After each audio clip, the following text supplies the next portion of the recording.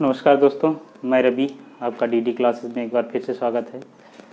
हिंदी के एक नए अध्याय का पार्ट 2 लेके अव्यय, जैसे कि हम आपको क्या पढ़ा रहे थे, अव्यय।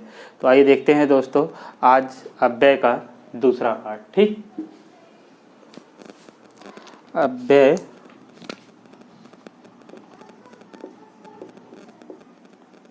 अव्यय पार्ट 2।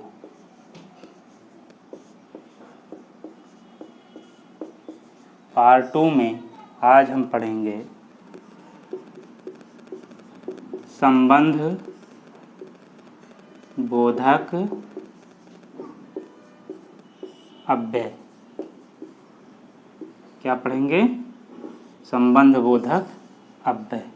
ठीक दोस्तों, संबंध बोधक अव्यय में क्या होता है दोस्तों, जिस अव्यय से दो या दो से अधिक पदों को, यानी कहने का मतलब जिस अव्यय शब्द से दो या दो से अधिक पदों को जोड़ा जाता है वे संबंध बोधक अव्यय कहलाते हैं। तो आइए देखते हैं इसकी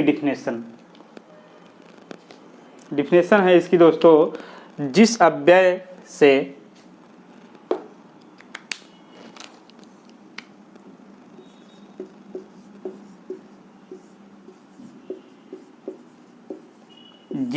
से दो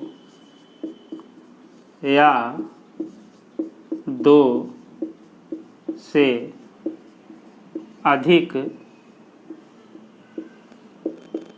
शब्दों को जोड़ा जाता है उसे संबंध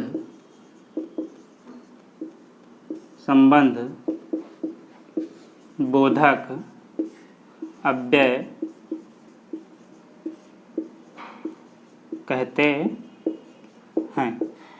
तो दोस्तों, जिस अव्यय से दो या दो से अधिक शब्दों को जोड़ा जाता है या दो या दो से अधिक पदों को जोड़ा जाता है उससे संबंध बोधक अव्यय कहते हैं। आइए देखते हैं इसके उदाहरण, तो आपको बिल्कुल आसानी से समझ में आ जाएगा। ठीक, आइए देखते हैं उदाहरण में है जैसे वह दिन भर काम करता रहा। वह दिन भर काम करता रहा। वह दिन भर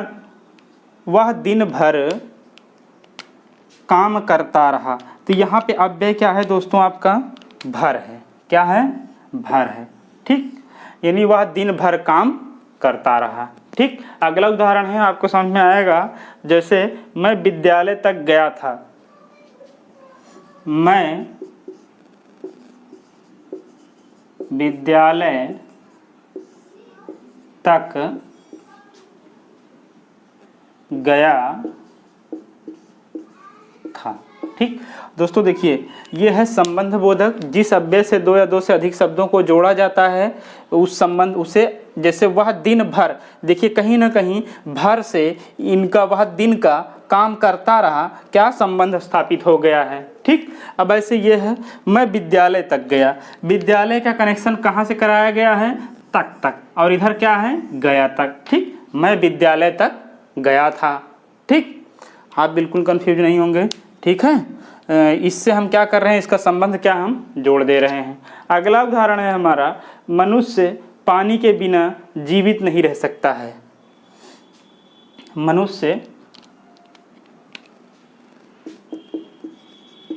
मनुष्य पानी के बिना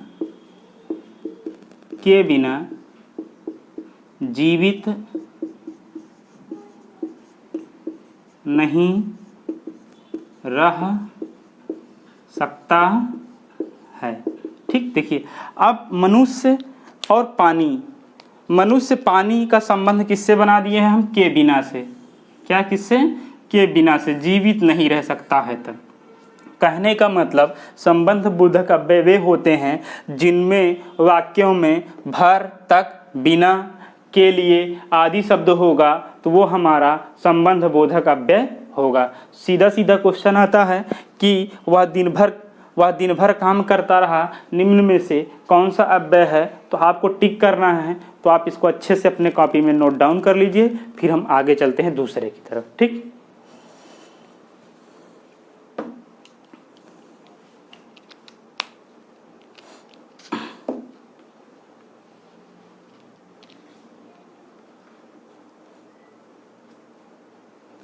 एक और उदाहरण है, बहुत अच्छा उदाहरण है। कृष्ण के साथ राधा का नाम पूज्य है। कृष्ण के साथ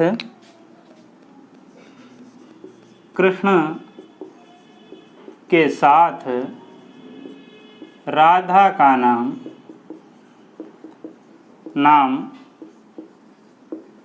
पूज्य है। अब कृष्ण और राधा का किन शब्दों से जोड़ा गया है? के साथ से। किससे जोड़ा गया है? के साथ से।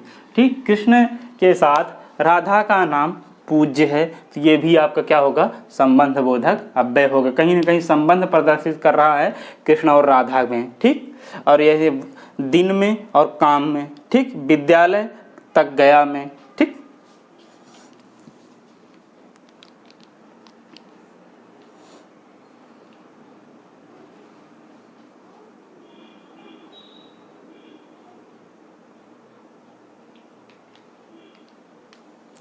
आइए देखते हैं दोस्तों, प्रयोग के आधार पर संबंध बोधक अव्यय के भेद।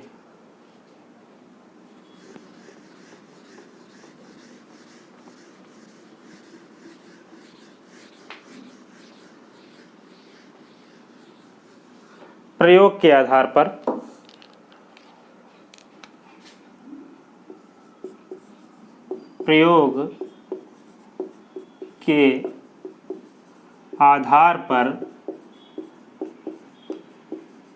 संबंध बोधक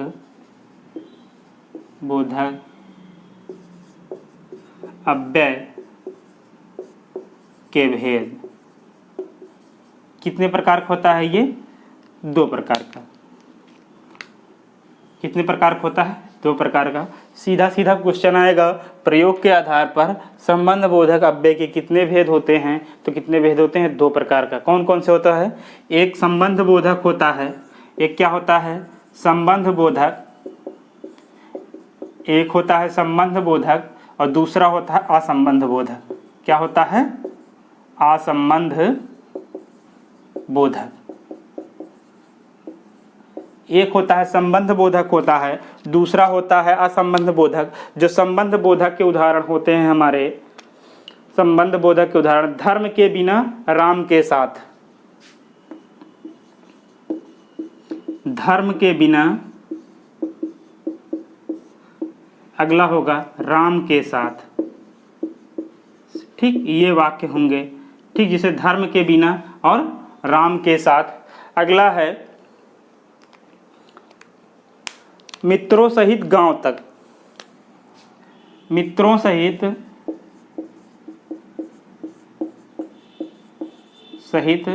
और गांव तक। मित्रों सहित गांव तक यानी संबंध बोधक में धर्म के बिना, जैसे इसका संबंध किससे कह रहा है? धर्म के बिना कह रहा है। किससे कह रहा है? राम के साथ। ठीक, असंबंध बोधक हो जाएगा आपका मित्रों सहित, ठीक, और गांव तक। ठीक, ये क्या हो जाएगा? ये संबंध बोधक हो जाएगा। ये क्या हो जाएगा आपका? असंबंध बोधक हो जाएगा। ठीक, आप इसको नोट डाउन कर लीजिए।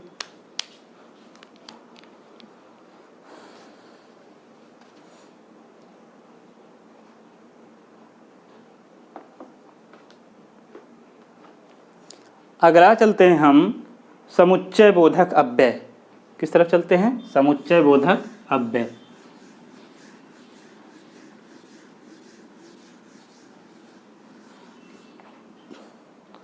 तीसरा है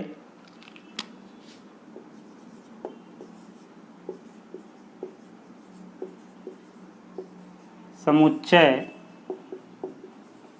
बोधक अव्यय। ठीक, समुच्चय बोधक, जैसे कि दोस्तों मैं आपको जब विशेषण पढ़ाया था, मैं आपको समुच्चय बताया था कि समुच्चय किसका होता है। क्या पढ़ा था? समुच्चय किसका होता है। तो सेम उसी आधारित है, क्योंकि मैं वही पढ़ा रहा हूँ जिससे जो प्रीवियस वाला मतलब कनेक्ट है। तो आप लोग बिल्कुल कंफ्यूज मत होइएगा। समुच्चय बोधक अव्यय, आइए देखते हैं इसकी डिफिनेशन। ठीक, समुच्चय बोधक अव्यय, जो अव्यय दो पदों या दो उपवाक्यों या दो वाक्यों को परस्पर जोड़ते हैं उन्हें समुच्चय बोधक कहते हैं। जो अव्यय शब्द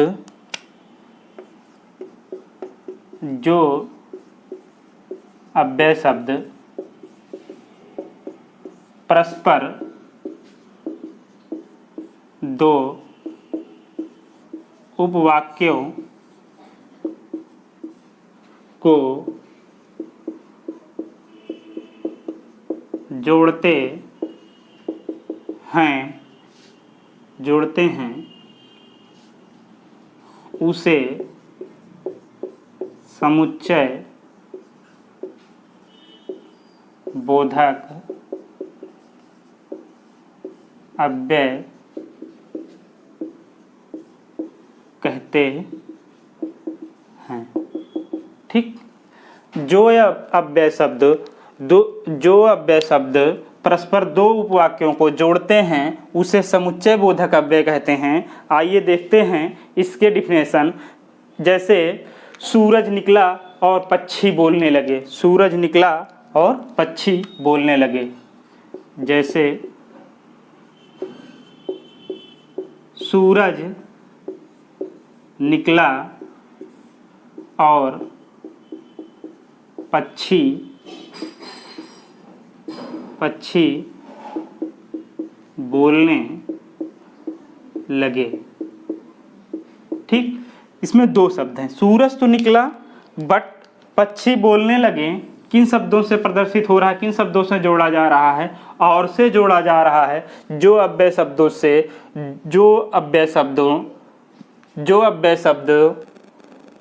से, यहाँ शब्दों से कर लीजिए।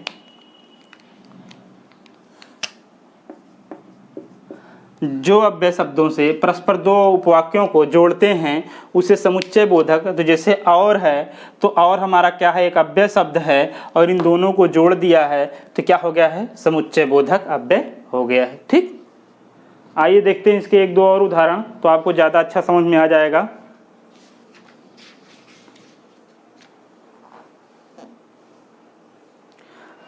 परिश्रम करो ताकि जीवन सफल हो सके।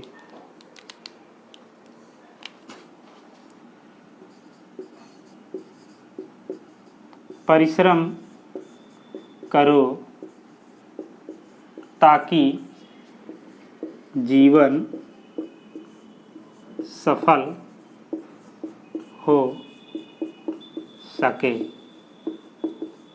अब देखिए, परिश्रम करो, ये दोनों अलग अलग शब्द हैं दोनों। परिश्रम करो जोड़ा किससे गया है? ताकि जीवन सफल हो सके। ठीक, परिश्रम करो ताकि जीवन सफल हो सके। एक दूसरा उदाहरण है, ईमानदारी और परिश्रम उन्नति के लिए आवश्यक है। ईमानदारी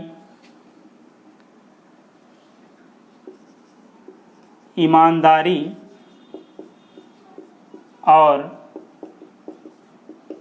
परिश्रम उन्नति के लिए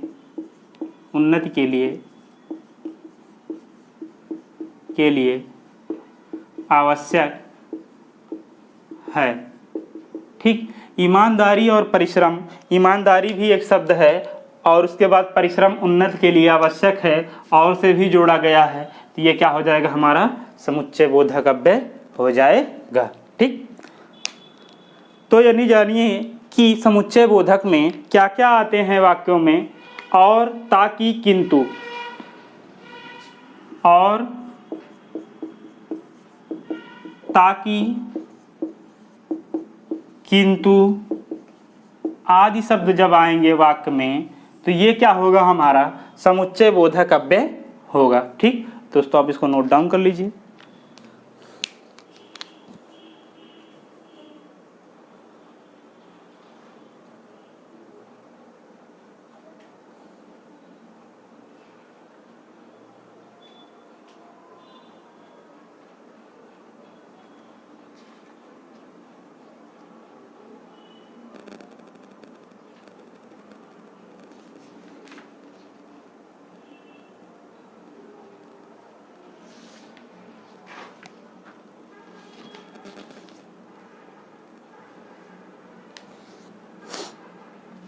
आइए चलते हैं, दूसरा भाग है, एक था समुच्चय बोधक, अगला है विस्मयादि बोधक।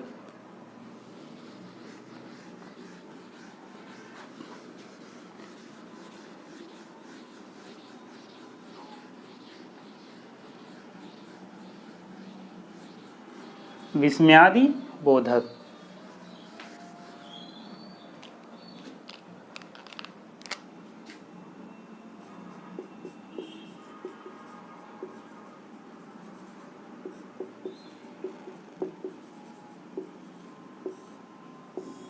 विस्मयादि बोधक की बात जहाँ होगी दोस्तों, वाक्यों में एपास्ट्रॉफी यानी विस्मयादि बोधक का चिन्ह लगा होगा, यानी जो हमारे वाक्य होगा उसमें विस्मयादि बोधक यानी एपास्ट्रॉफी का चिन्ह लगा होगा, तो आपको कुछ नहीं करना है। जहाँ पे ऐसी सब चीज़ें दिख जाएं, आप पलक झपकते ही विस्मयादि बोधक अव्यय टिक लगा के आप पढ़ जाइएगा। ठीक, आइए दिखाते हैं इसके कुछ उदाहरण आपको। जो अव्यय हर्ष, उल्लास, शोक, दुख, घृणा आदि मनोभावों को सूचित करता है उन्हें विस्मयादि बोधक कहते हैं। देख लेते हैं इसकी डिफिनेशन। जो अव्यय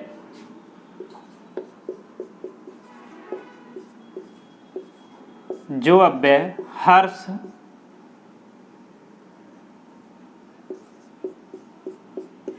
उल्लास, दुख, सुख आदि, जो अव्यय हर्ष, उल्लास, दुख, सुख, घृणा भी है, घृणा आदि मनोभाव को सूचित करे, मनोभाव को सूचित करे, वह विस्मयादि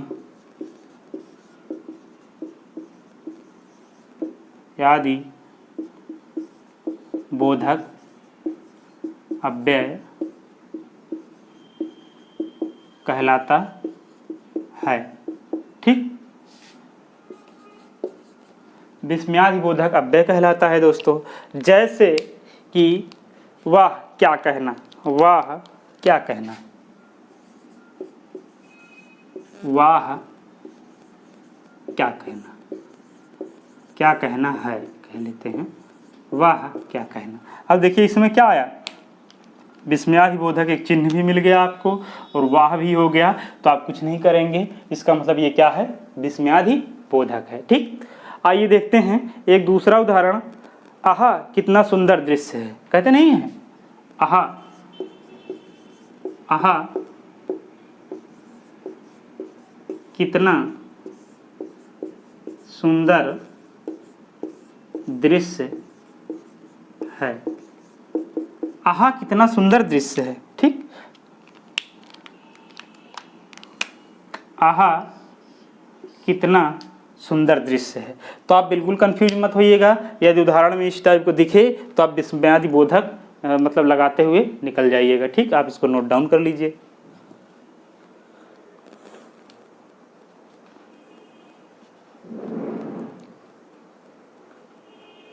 अगला है, एक और उदाहरण लिख लेते हैं। छी छी इतना घृणित व्यवहार, छी छी, छी छी इतना घृणित व्यवहार, व्यवहार। ठीक, ये भी आपका क्या है, देखिए क्या कह रहा है, डिफिनेशन क्या कह रही है, जो अव्यय हर्ष, उल्लास, दुख, सुख, घृणा आदि मनोभाव को सूचित करे वह विस्मयादि बोधक होगा। ठीक,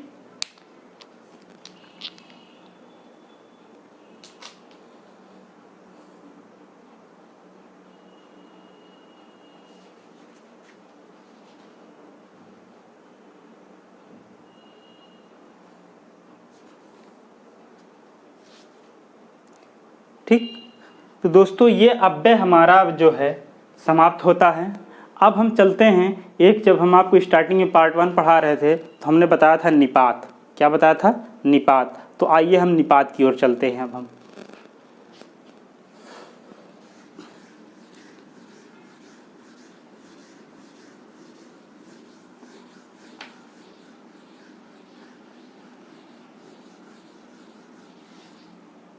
निपात।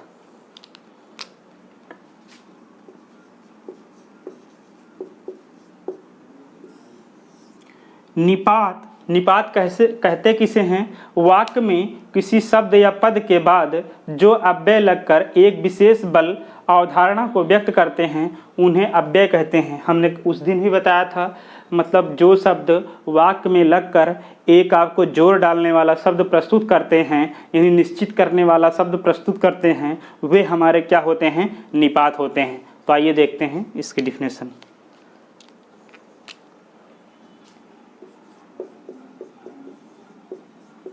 जो शब्द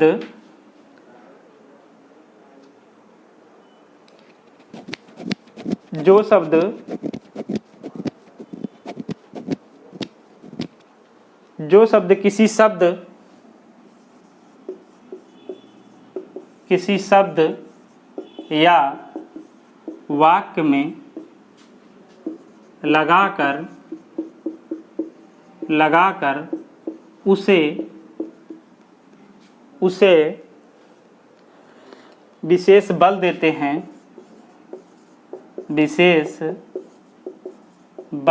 हैं, वह निपात कहलाता है। क्या कहलाता है? निपात कहलाता है। ठीक। जो शब्द किसी शब्द या वाक्य में लगाकर उसे विशेष बल देते हैं या लगकर उसे विशेष बल देते हैं वह निपात कहलाता है। आइए देखते हैं इसके उदाहरण दोस्तों। वह तो अपने घर जाएगा। वह तो अपने घर जाएगा। उदाहरण है इसका,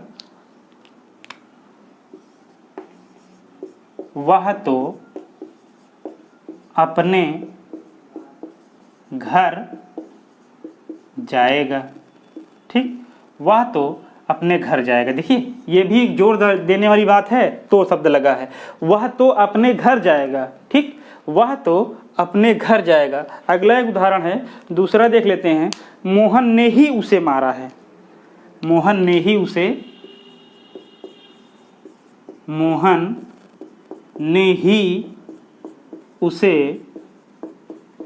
मारा है। ठीक।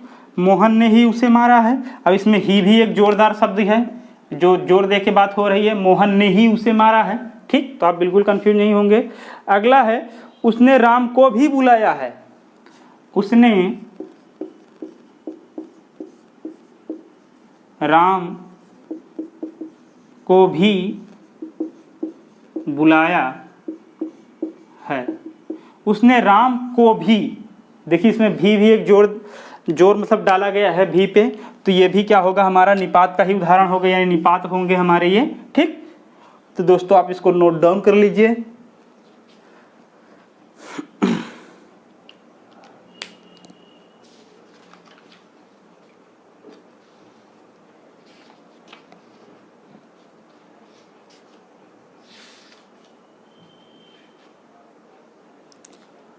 तो दोस्तों ये रहा हमारा अव्यय। मैंने कहा था 3 पार्ट में बल की कोशिश करके, यानी उदाहरण को घटाते हुए हमने यानी अव्यय को 2 पार्ट में पूरा किया, साथ में निपात को भी पूरा किया है। आशा करता हूँ कि आपको अच्छे से समझ में आया होगा और आप इसको अपने नोटबुक पे नोट डाउन करते होंगे, ताकि भविष्य के लिए यदि मान लीजिए बाय द वे मोबाइल आपके पास नहीं है, किसी कारण बस यानी नहीं हो पा रहा है, तो आप कुल मिला के आप अपने नोट्स को आप पलटे और पलटने के बाद यानी 10-15 मिनट देखा, फिर से रिवीजन हो जाएगा। तो कहीं ना कहीं आपके लिए जो आगामी परीक्षाएं हैं उनके लिए लाभकारी है। तो प्लीज़ आप इसको आप नोट डाउन करिए, नोटबुक बनाइए अच्छे से, और कोशिश करिए कि नोटबुक बनाने का जो तरीका होता है उसमें कलर्ड ज़्यादा भरिए। जहाँ पे ज़्यादा चीज़ें कलर्ड होती हैं वो ब्लिंक करता है हमारे माइंड को, हमारी नज़र वहीं पे भागती है कि ये क्या होता है। जब आप कलर्ड भरा यानी कलरफुल पढ़ाएंगे तब आपको कहीं ना कहीं ये लगेगा कि ये पढ़ेंगे तो कहीं ना कहीं ये लगेगा कि हाँ ये कलर्ड है, जिसका मतलब ये ज़्यादा इम्पॉर्टेंट है। ठीक। तो दोस्तों ये रही हमारी क्लास, और अब दीजिए हमें इजाज़त। जय हिंद, जय भारत, और कल हम आपसे एक नए चैप्टर के साथ मुलाकात करेंगे।